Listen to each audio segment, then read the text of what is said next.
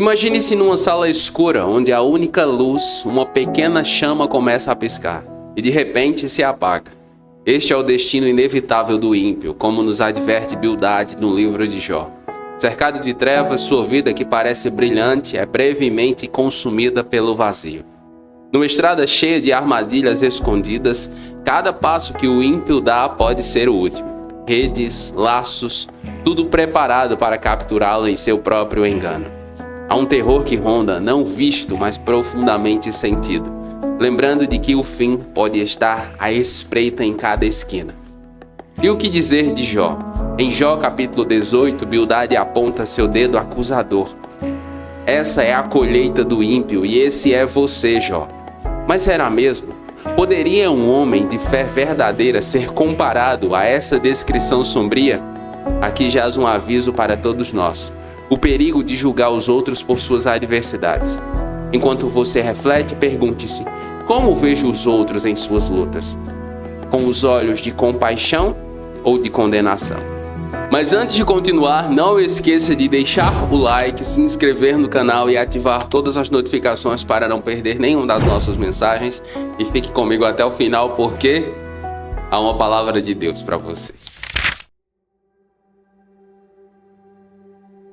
A lâmpada do ímpio se apaga e a chama do seu fogo se extingue. Na sua tenda a luz se escurece, a lâmpada de sua vida se apaga. O vigor dos seus passos se enfraquece e os seus próprios planos lançam por terra. Mais uma vez, Bildade diz que quem agrada a Deus prospera materialmente. Nós já vimos que isso não é bem assim que funciona. O sucesso material não garante que qualquer pessoa tenha um relacionamento agradável com Deus. O Senhor Jesus deixa isso muito claro na parábola do rico insensato, em Lucas capítulo 12, versículos de 16 a 21. Veja o que está escrito. Então lhes contou esta parábola. A terra de certo homem rico produziu muito bem. Ele pensou consigo mesmo: o que vou fazer? Não tenho onde armazenar minha colheita. Então disse: já sei o que vou fazer. Vou derrubar os meus celeiros e construir outros maiores. E ali guardarei toda a minha safra e todos os meus bens.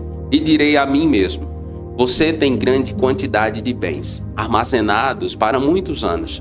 Descanse, coma, beba e alegre-se. Contudo, Deus lhe disse: insensato, esta mesma noite a sua vida lhe será exigida. Então, quem ficará com o que você preparou? Assim acontece com quem guarda riquezas para si, mas não é rico para com Deus. O Senhor Jesus deixa muito claro que nem sempre o rico tem a bênção de Deus. Eu explico isso de forma bem detalhada, qual deve ser a relação entre o cristão e o dinheiro, no meu curso Finanças Saudáveis à Luz da Bíblia. Ele é um guia muito completo. Nele eu abordo praticamente todos os aspectos da relação entre cristão e dinheiro. Eu vou deixar o link na descrição caso você queira saber mais sobre ele. Mas é muito importante que você saiba: o relacionamento com Deus não passa necessariamente pelo sucesso material, financeiro. Isso está mais ligado à maneira como nós administramos os recursos que o Senhor nos dá, com a sabedoria que Ele nos dá por meio da sua palavra. Por seus próprios pés você se prende na rede e se perde na sua malha. A armadilha o pega pelo calcanhar, o laço o prende firme. O nó corredio está escondido na terra para pegá-lo. Há uma armadilha em seu caminho. Para Bildade, tribulação e tragédia só existem na vida do ímpio. É importante ter em mente o contexto em que ele está. Ele não tem o conhecimento de Deus que eu e você temos hoje, o mesmo conhecimento que se desenvolveu ao longo do Antigo Testamento, porque nós vemos, por exemplo, o salmista dizendo que o ímpio, embora tenha uma vida tranquila, no final ele herdará a perdição. O que eu quero dizer é que mesmo ao longo do Novo Testamento, a percepção com relação à vida do ímpio muda. Mas algumas coisas que Bildade diz aqui são verdade. Sim, em alguns momentos os amigos de Jó têm razão. Por exemplo, o medo e a desconfiança são companheiros constantes da desonestidade. O ímpio, ele vive com a sombra da justiça à espreita. Sim, em algum momento a casa pode cair, como se diz. Ele sabe disso. Em algum momento as coisas podem dar errado. Em algum momento ele pode ser descoberto, ela pode ser descoberta e pega. Nós vemos, por exemplo, os traficantes no Rio de Janeiro, que quando a polícia fecha o cerco e decide pegar, muitas vezes eles são presos ou mortos. Essa é a herança do ímpio. Essa é a colheita do ímpio. O medo e a desconfiança são seus companheiros. Nisso, Bildade tem razão. Quem vive pecando contra o Senhor, quem vive pecando contra a justiça terrena, colherá em algum momento a adversidade. E com relação ao ímpio, a Bíblia ela amplifica a sombra, o terror que cerca a sua vida, apontando a sua própria consciência como seu principal carrasco. Veja o que está escrito em 1 Timóteo capítulo 4, versículos 1 e 2. O Espírito diz claramente que nos últimos tempos alguns abandonarão a fé e seguirão espíritos enganadores e doutrinas de demônios. Tais ensinamentos vêm de homens hipócritas e mentirosos que têm a consciência cauterizada. Consciência cauterizada. O ímpio tem o seu entendimento bloqueado pela atuação de Satanás. Embora ele viva com medo constante, embora ele viva à sombra da justiça terrena ou de Deus, mas a sua consciência cauterizada não lhe permite tomar a decisão de arrepender-se, entregar a sua vida a Jesus e mudar a rota. Esse convencimento só vem mediante uma coisa: a atuação do Espírito Santo.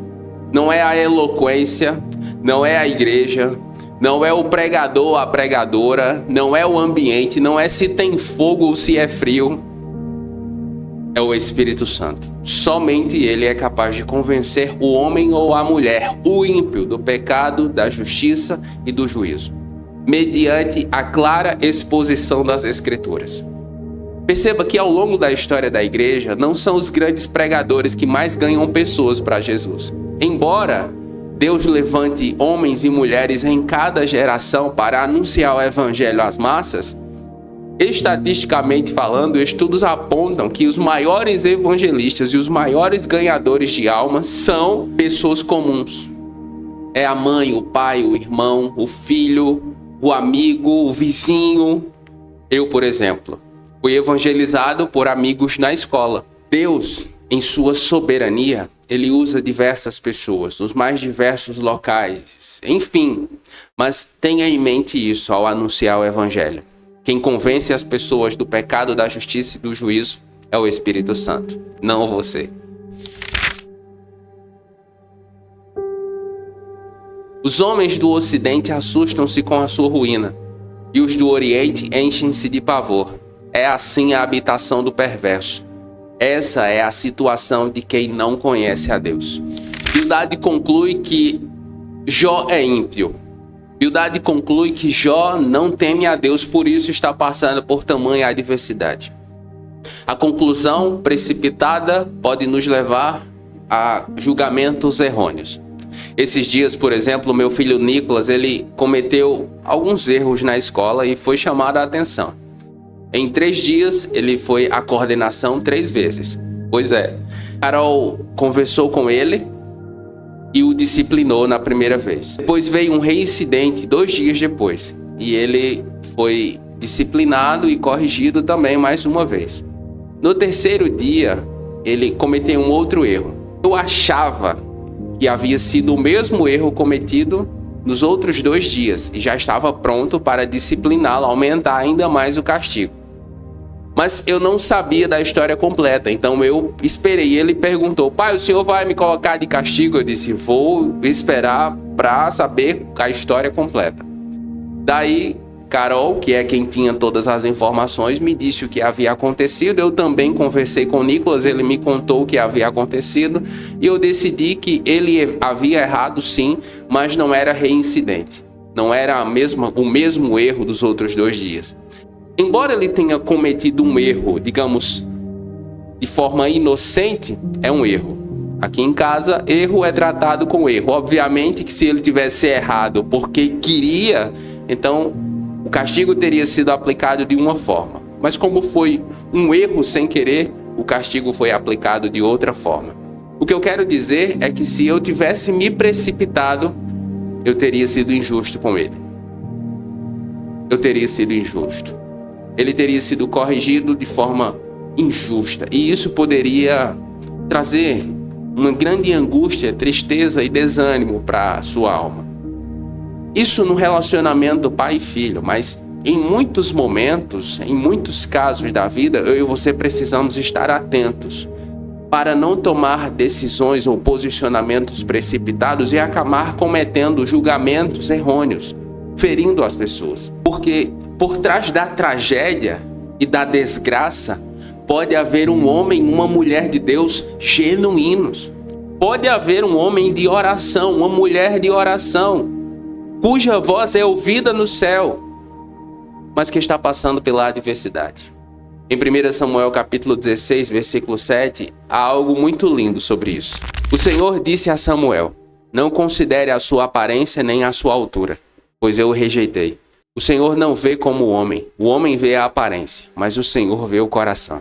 O Senhor está atento à nossa atitude. Nós vemos aquilo que está diante de nós, mas o que o Senhor Deus enxerga é o coração. Acusar sem procurar compreender é também uma forma de violência. Por isso que o Senhor Jesus, no seu ensino, diz que há muitos assassinos de palavras por causa disso. Porque muitas vezes nós não matamos o corpo, mas ferimos mortalmente a alma. Com nossas atitudes, com nossas palavras, agravamos a dor e o sofrimento do outro. Que Deus nos dê sabedoria e que as nossas palavras promovam vida e cura, ao invés de morte e dor. Vamos orar? Pai Santo, reconhecemos a sua soberania e justiça em todos os aspectos da vida. Nós lhe pedimos, Senhor, que nos guie pelo caminho da retidão, afastando-nos das seduções da iniquidade que podem parecer atraentes, mas cujo fim é a escuridão.